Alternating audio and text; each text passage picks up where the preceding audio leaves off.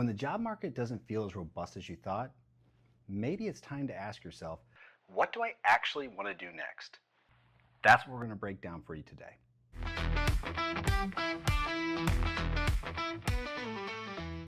Here's what's currently rattling the labor market. The US added 911,000 fewer jobs between April 2024 and March 2025 than previously estimated. That's nearly half the initial total. At the same time, August saw just 22,000 new jobs while unemployment rose to 4.3%.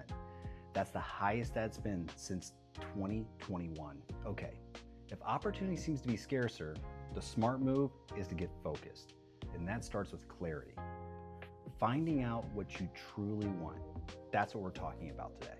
There's a great quote from someone named Norman Peale that says, "The great secret to getting what you want in life is to know what you want in life and to believe that you can have it." I think that's a very powerful quote.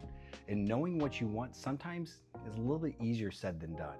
So that's what we're going to work on today. We're going to use a tool called COMET. COMET is a great tool that helps you assess your experience rationally rather than emotionally and focus more intelligently on what it is that you truly desire, especially when it comes down to figuring out what you want in your next job. So first, let's break down what COMET means. COMET means culture, organization, manager, environment, and team. These are the key elements that we're going to assess in our experience to better understand what it is we truly want out of our next role. So let's dive in. All right, so we're going to start off with C, which stands for culture, and this is a big one, a very important one. And when you're thinking about culture, I want you to think about the vibe at your past jobs. Did your values align with the corporate values of the companies you worked for in the past? Was there a lot of teamwork, or was there toxic competition? Was there support for your professional growth? Or maybe was there none? These elements of culture, these shape your well-being just as much as your role do. So don't forget this one, and this one's really important to focus on. When we think about organization, we may think, is it private? Is it public? Is it VC funded? You think, which of these structures works best for you?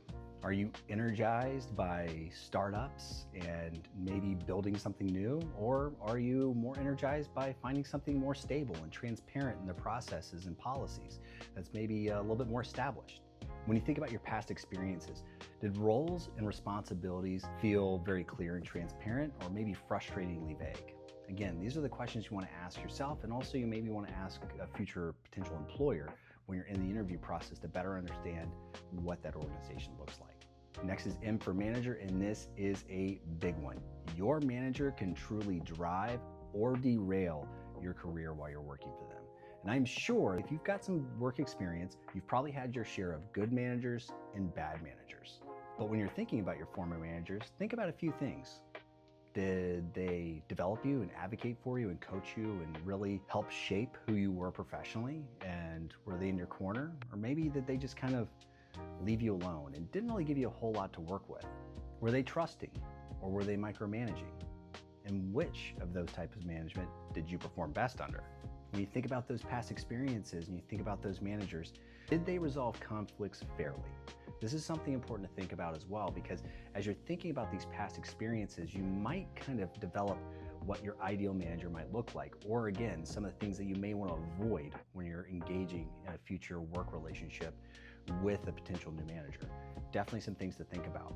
Next is E for environment, and this is the work environment that you're going to be in every single day. So again, another very important element. So when you're thinking about environment, this is important because there may be a different range of environments that you can be in depending on the job you're going for. And you got to think about what works best for me. Is this something where I'm going to be in an office? If so, what type of office layout is there? Is it an open concept where people collaborate a lot? Or is this something where it's more private? Maybe I have my own cubicle, or maybe have my own office. And which work environment do I work best in? We really have to think about that. Also think about remote flexibility. That may be something really important to you. I know for me, I work best in a remote environment. I know that for sure. So anytime I'm looking at a job, I'm always looking for something that's remote first. That's number one for me. Also, you've got to think about just general things like noise and maybe distractions. You could be somebody that doesn't deal with distractions very well. You could be somebody that doesn't deal with excess noise very well. Think about what that office environment may look like. And again, just think about those past experiences that you're working with. We're thinking about environment and we're reflecting on our experiences. Think about what worked best for you. Again, you may be looking at a job that is in an office environment. Maybe you function best in an office environment, and you know that. But think about those key things about maybe what that office layout looks like. You may have experienced those collaborative offices that have that more open concept, and that worked really well for you. Maybe you work better in an environment where you had more privacy and you had kind of your own office, your own cubicle to work in, and that's what you desire. That's something key to kind of hone in on. Think about remote flexibility. I know for me, that's very high on the list of importance, but for you, it might not be as important. But remote flexibility, I know that could be a key for a lot of folks, so maybe it's a hybrid environment you're looking for. Maybe it's something where I want to be remote first or fully remote. Those things are key. Think about things like travel. Do you want to travel? First off, how much travel can you tolerate, or how much travel do you want to do? And how much of an element of that is that to the work that you're pursuing? So really what you have to think about when you're reflecting on these experiences that you've had is, did that workplace environment give you energy or drain your energy? I'll give you an example. I have some friends that are a little bit more introverted, and they don't do well in that kind of open concept office environment.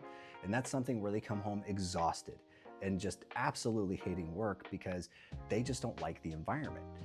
Some folks thrive in that same environment. So really, it's honing in on what you want and what works best for you. You also have to think about those environments and think, did I feel included? Did I feel balanced?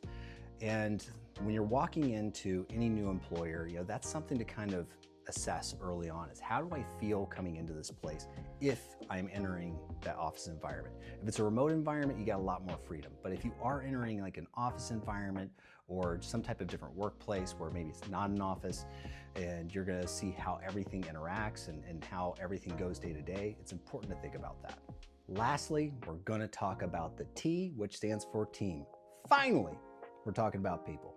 So when you think about team, think about the people that you work with every day, and think about the experiences, once again, you had. Were things very collaborative in your past roles, or maybe were they a little bit more fragmented? Thinking about your teammates. Were your teammates those folks that kind of rallied around you and helped build you up? Or when you really needed them, did they leave you hanging? Something earlier I talked about was manager, and sometimes you're just gonna have a bad manager. It's just poor leadership in general. One thing I will say about teams, a great team can make up for poor leadership, but only to a certain point. Always good to seek out a great team and the type of team that's gonna work best for you. So again, COMET, that is culture, organization, manager, environment, and team. And one thing to call out here, it is important when you're assessing this to focus a little bit more on what you want rather than what you want to avoid. The reason why I recommend that is, as you're thinking about this, this can kind of flow into what you might talk about in an interview setting. And when you're in an interview setting, you want to talk about the things that you desire and that you're focused on, and the positives rather than the negatives of what you're trying to avoid. I think that's very important for anybody to remember. So I'll tell you a little bit about why this matters right now. With hiring cooling and job numbers being revised down, really nailing down what you want helps you get focused, and it's not just wishful thinking. It really is strategic. So really just honing in and being crystal clear on your COMET priorities is going to help you. It's going to give you the sharpest of competitive edges as you're entering this very challenging and very competitive market right now. Now that I've taught you about COMET and explained what each of those letters mean and how this works, it's time for you to take some action. So I want you to grab a notebook, open up a notepad on your device, whatever you need to do, and start to jot down your experiences under each COMET heading. So again, we're gonna go through culture, organization, manager, environment, and team. Go through and list out your experiences. It's pretty interesting what's gonna happen as you go through this exercise. Soon, you're gonna know some patterns. What drained your energy? What gave you energy? What excited you? What frustrated you? All of this information that you're putting down on paper is going to help you figure out what you are looking for next. And that's what's most important. You may not realize it yet, but you just leveled up. Using current job market stress to sharpen your vision for what you want next. If this hits home, hit like, drop a comment, especially if you used COMET in the past or you had some type of aha moment. We'd love to hear about it. Also, don't forget to subscribe. because next week we're going to break down how to tailor your resume to get more opportunities, more interviews, and ultimately get you a job faster. Every single week we're going to be releasing a new video. It's going to be exciting, and we're going to give you a lot of information to run with, so we're really excited to see you there. Thank you very much, and see you next time.